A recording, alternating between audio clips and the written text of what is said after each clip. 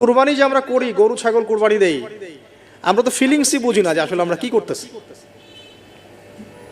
কেন করছি, কার স্মৃতিতে করছি, না করলে কি হতো। তো এটা নিয়ে তো এই যে একটু আগে এক ভাই বলে গেলেন যে এগুলো নিয়ে যে বিভিন্ন মহলে অনেক সমালোচনা, পশু কুরবানি অমানবিক, এই সেই, এগুলো তো চিন্তারই জায়গা নাই, এগুলো চিন্তার তো জায়গাই নাই আমাদের কাছে। কারণ এখানে সবচেয়ে বড় কথা ছিল নিজের জীবন কুরবানি করা, নিজের জীবনটা কুরবানি করা। নিজের জীবন না আছে, আল্লাহ আমার কাছে একটা খাসি চেয়েছেন, একটা গরু চেয়েছেন, একটা বাহিমাতুল আনআম চেয়েছেন। এখানে তো আমার নিজের জীবনটাই দেওয়ার কথা ছিল, ওটা না নিয়ে আল্লাহ পাক বলেছেন যে বাহিমাতুল আনআম একটা দিলেই হবে। তোমার কাছে ওটার গোশতও চাই না, চামড়াও চাই না, কিছুই চাই না, তাকওয়াটুকু চাই। তাতেই এত কথা।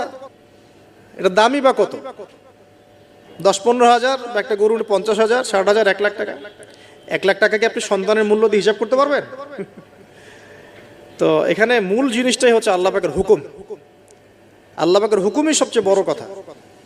আল্লাহ পাকের হুকুমের ফলেই নেকি হয়, অন্য কোনো কাজে নেকি। আল্লাহ পাক হুকুম দিয়েছেন বলেই। একটা এক্সাম্পল দিয়ে যা সামনে যাব। হাজিরা মিনায় রাত কাটাবে না, মিনায় এমনিতে হারাম শরীফে নামাজ পড়লে কত নেকি হয়? 1 রাকাত নামাজ পড়লে 1 লক্ষ নেকি হয়, মানে 1 ওয়াক্ত নামাজ পড়লে 1 লক্ষ ওয়াক্তের নেকি হয়। হারামের কথা বলছে, কাবার কথা বলছে। আর মদিনায় তো 1000। তো কাবা ঘরে নামাজ পড়লে এত নেকি হয়। আল্লাহ রাব্বুল আলামিন এখান থেকে হাজিদেরকে বলেছেন যে মিনায় গিয়ে রাত কাটাতে হবে। এখানে হুকুমটা কি? মিনায় গিয়ে রাত কাটাতে হবে, এটা হজের একটা কাজের মধ্যে অন্তর্ভুক্ত। মিনায় গিয়ে রাত কাটাতে হবে।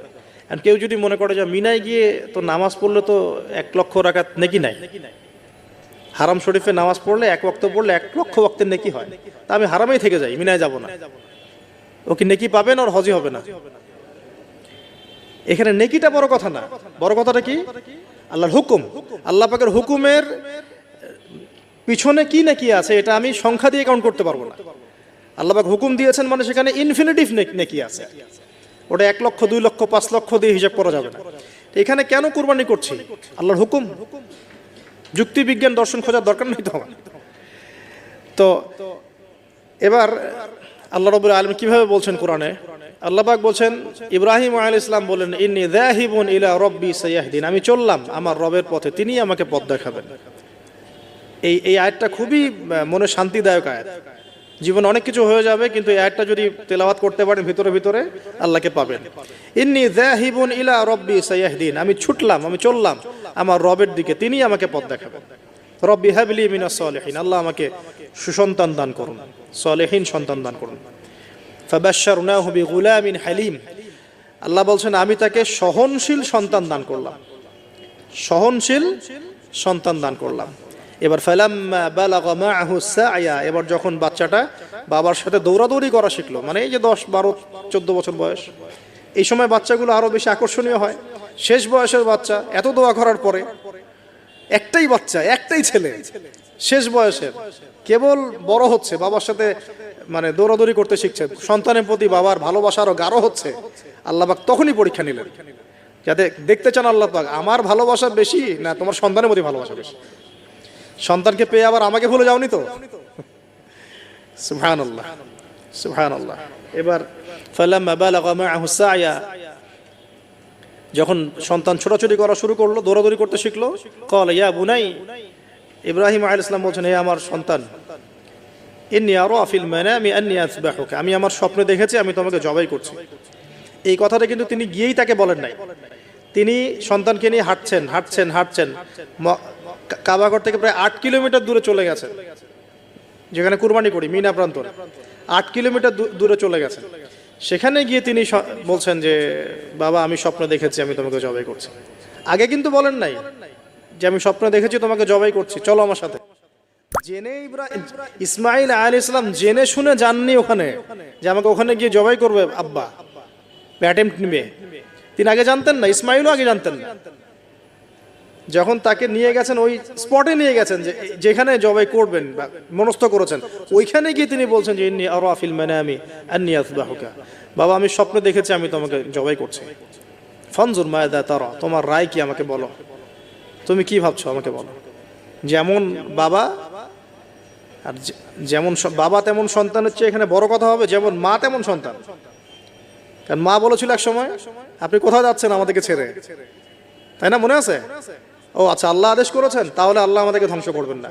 ঠিক ওই রকম মায়ের গর্ভ থেকে এই সন্তান যে বলছে যে ইয়া আবাতি, হে আমার আব্বা, ইফআল মা তুমার, আপনি করেন, আপনাকে যে আদেশ করেছে আল্লাহ পাক আপনি সেটাই করেন। সাতাজিদুনি ইনশাআল্লাহু মিনাস সাবিরিন, ইনশাআল্লাহ আপনি আমাকে ধৈর্যশীল পাবেন। একটা ছেলে আমাকে দেখেন এই জেনারেশনের একটা ছেলে যে এইভাবে আল্লাহর জন্য জীবন দেওয়ার জন্য প্রস্তুত আছে। দেওয়ার দরকার নেই জীবন, আল্লাহর জন্য জাস্ট 5 ওয়াক্ত নামাজটা পড়ুক, আল্লাহর জন্য 5 ওয়াক্ত নামাজ পড়ুক, ফজর সহ, ফজরের সহ, আল্লাহর জন্য রেগুলার তাহাজ্জুদ পড়া। জীবন দেওয়া বহুত দূরের কথা, এটা হাইয়েস্ট লেভেল, এটা আমি বলতে চাচ্ছি না। আল্লাহর জন্য কোরআনটা হিফজ করেছে, একটা পড়া হিফজ করেছে, বা অ্যাটলিস্ট আল্লাহর জন্য কোরআন তেলাওয়াত করা শিখেছে, জাস্ট রিসাইট করা শিখেছে। আল্লাহর জন্য মানে কোনো মাদ্রাসায় বা কোনো ওস্তাদের কাছে বা কোনো কোর্সে 6 মাস 1 বছর 2 বছর পড়াশোনা করেছে, আল্লাহর জন্য একটু দাওয়াতি কাজ করেছে, আল্লাহর জন্য একটা বই লিখেছে, আল্লাহর জন্য দিন প্রতিষ্ঠার কিছু চেষ্টা করেছে, মানে আল্লাহর জন্য কিছু করেছে। এই এখনকার যে হিউজ জেনারেশনটা আছে, লাখ লাখ কোটি কোটি ছেলে মেয়ে, এখান থেকে আপনি আমাকে 5% ছেলে মেয়ে দেন, ইনশাল্লাহ দিন কায়েম করে দিব বাংলাদেশ, ইনশাল্লাহ। 5% দেন, খালি খুঁজে বের করেন, প্রত্যেকটা ঘরে ঘরে একটা করে এরকম ছেলে আছে নাকি যে বলতে পারে যে ইয়া আবাতি ইফআল মা তুমার সাতাজিদুনি ইনশাআল্লাহু মিনাস সাবিরিন। কি শিক্ষা মা দিয়েছেন ছেলে সন্তানকে, কি শিক্ষা মা দিয়েছেন সন্তানকে, কি শিক্ষা মা দিয়েছেন সন্তানকে। আর এরকম মাই বা কোথায় পাবেন এখন আপনি, এরকম মাই বা কোথায় পাবেন? বাসায় বাসায় সব স্টার জলসা জি বাংলা মা এখন, হ্যাঁ ঘরে ঘরে এগুলা মা সব এখন, স্টার জলসা মা, জি বাংলা মা, হলিউড বলিউড ঢালিউড সব ভর্তি। এদের তো মানে কি, এদের জীবনটাই পাশবিক, এদের জীবনটাই পাশবিক। এমন মাদেরকে স্ত্রীদেরকে আমরা ঘরে নিয়ে আসতেছি, স্বামীর হায়াত কমায় রেখে দিচ্ছে একেবারে, সারাদিন দুনিয়া দুনিয়া দুনিয়ার দুনিয়া। তো হাজারার মতো মা ছাড়া কি ইসমাইলের মতো জেনারেশন আসবে কিনা বলেন দেখি? হাজেরা আলাইহিস সালামের মতো মা ছাড়া ইসমাইলের মতো জেনারেশন সম্ভব? আর ইসমাইলের মতো জেনারেশন না পেলে বাংলার জমিনে বা সারা বিশ্বে দিন প্রতিষ্ঠা হবে? কোনোদিনও সম্ভব না। তো ইসমাইল আলাইহিস সালামের এই কথার পরে, এই কথা যখন বাস বাবা তো এখন বুঝে ফেললেন যে আমার ছেলে তো যেই সেই ছেলে না, সে আবার ইনশাআল্লাহ বলেছে, ইনশাআল্লাহু মিনাস ফালাম্মা আসলামা ওয়া তাল্লাহু লিল জামিন। আল্লাহ পাক এত চমৎকার করে কোরআনের মধ্যে মানে আয়াতগুলোকে নিয়ে এসেছেন, বালাগাত এত উঁচু মানের। ফালাম্মা আসলামা, যখন তারা দুজনে আত্মসমর্পণ করলো। কিসের সামনে আত্মসমর্পণ করলো? আল্লাহর হুকুমের সামনে আত্মসমর্পণ। এটাই ইসলাম। ইসলাম মানে কি? এই যে এইটা ইসলাম, আল্লাহর হুকুমের সামনে মাথা নত করার নাম ইসলাম। আর আমরা তো প্রত্যেকটা কাজের পিছনে লজিক খুঁজি। নামাজ কেন পড়তে হবে, রোজা কেন রাখবো, যাকাত কেন দিব? তো তোমাকে কেন খুঁজতে কে বলেছে?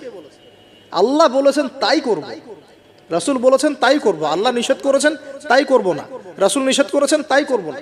এত যুক্তি দর্শনের কি দরকার? সব তো আমার মাথায় ধরবে না।